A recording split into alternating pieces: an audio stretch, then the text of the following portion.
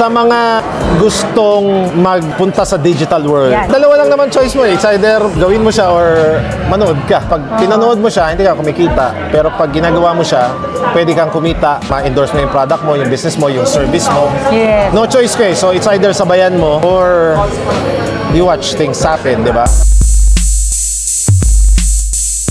Here we are right now with Sir Butch Tan. Di ba? Isa namin kasamahan before sa Uno. Top earner, at ngayon, idol up. Sobrang idol. So, sir, what made you decide magpunta sa digital world from dating networker? Good question. Actually, ikaw pa lang pangalawang tao nagtanong sa akin yan. Pandemic. Yes, wala magawa. Shorten ko yung story. Anak ko nasa gilid. She was, I think, 8 that time or 9. Si Heather. Si Heather. Nagsi-cellphone, tawa ng tawa. Siyempre, dahil pandemic, bakit siya masaya? So, only to find out, nagti-TikTok siya. So, sabi ko, ano yung TikTok? Hindi ko alam kung ano yung TikTok. Okay, parang, intindi ko na parang YouTube. Tapos, pinanood ko yung pinapanood niya, katabi siya. Nakakatawa naman. Sabi ko, wow, download ako. Ang hindi ko alam, ganun pala yun. Na ang algorithm, kung ano yung pinapanood mo, yun yung i-feed sa'yo ng i-feed. Yes. So I was watching, aside from yung comedy, yung mga motivational, entrepreneurship. Yan. Eh sabi ko, ang galing ah. May natututunan pala rito. Kasi akala ko sayaw lang yan eh, di ba? Ganyan. So, hanggang sa pumasok na sa newsfeed ko yung mga idol ko. Okay. Mark Cuban, sila Zuckerberg, basta yung mga big bosses na Gary Vaynerchuk, yung mga bilyonaryo. Yes. Nagti-TikTok. And mas nabaliw ako kasi yung mga kaibigan ko dito sa Pilipinas na big time. Pag sinabi ko big time, literal big time. Big time talaga. As in may yate, sports cars, so nasa TikTok. Ito, anong ginagawa nila rito? Anong ginagawa nila rito? Iniisip ko yun. Inanalyze ko, anong ginagawa nila rito? After like, siguro more than a week, okay, nagba-branding. Yes, nagba-branding na po sila na. Yes, they're creating social media presence and eventually, magkaroon ng awareness yung negosyo nila. Brand awareness. Top of mind, no? So that's when I decided, magti-TikTok na ako. Kasi, tingin ko nga dyan, Baduy. Tama. Ilang years ka na rin, sir, nag-TikTok? So, 2 to 3 years na rin, no? 3 years. Pandemic pa ata. 3 years.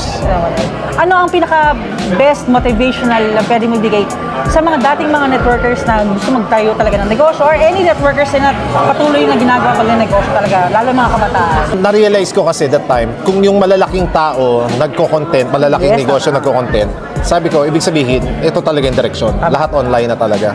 And true enough, ng pandemic, nagkaroon ng habit yung tao na instead na bumili sa grocery or sa palengke, in-order na lang online kasi save ka ng gas, ng transpo, ng oras, ng effort. Pay a little extra pero nakasave ka ng time, alagaan mo na lang anak mo, mag-computer ka na lang. So, now, going to that, yun talaga yung dugtong dyan eh. Sa mga gustong magpunta sa digital world, digital world. Dalawa lang naman choice mo eh. It's either gawin mo siya or manood ka. So, pag pinanood mo siya, hindi ka kumikita. Pero pag ginagawa mo siya, pwede kang kumita. Ma-endorse mo yung product mo, yung business mo, yung service mo. Yes. No choice ka eh. So, it's either sabayan mo or you watch things happen, di ba? Okay? So, I would suggest you make things happen by contributing to the content creation world. Kasi anybody can do it eh. Kahit sino kayang-kaya siyang gawin. Regardless kung may alam ka sa pagko-content. With over 500 million views na yung lahat ng content ko. 500 million views. Total across. So, ito pa rin yung gamit ko. 2019 na Huawei phone.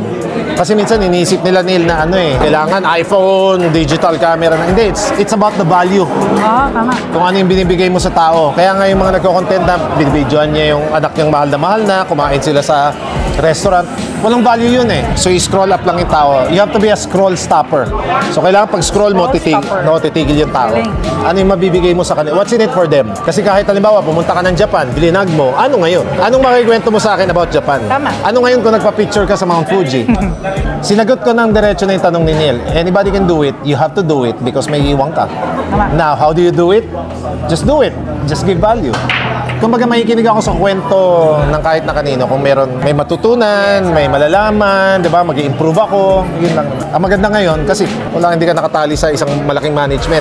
Ang celebrity ngayon na bago, content creators na yan. Oh, I see. Oh. Wala kang management. You have your own free will to approach yung niche mo, creative juices mo, walang pipigil sa'yo. Kami naman approach kasi sa Myriad naman po is beauty products about niacinamide. So nakakatuwa na ma-invite nyo kami dito sa ganito klaseng successful na thank you. event. Thank you. At magkakaroon pa tayo ng maraming Yes. upcoming projects. Sasama ka namin lagi sa inyo. Season 1, Season 2, Season 3, Yes. marami pang Kahit anong sports. season pa yan. Ako, tinutulungan ko si Rendon Labador kasi yung advocacy niya, mag-ingay uli yung sports eh. Totoo.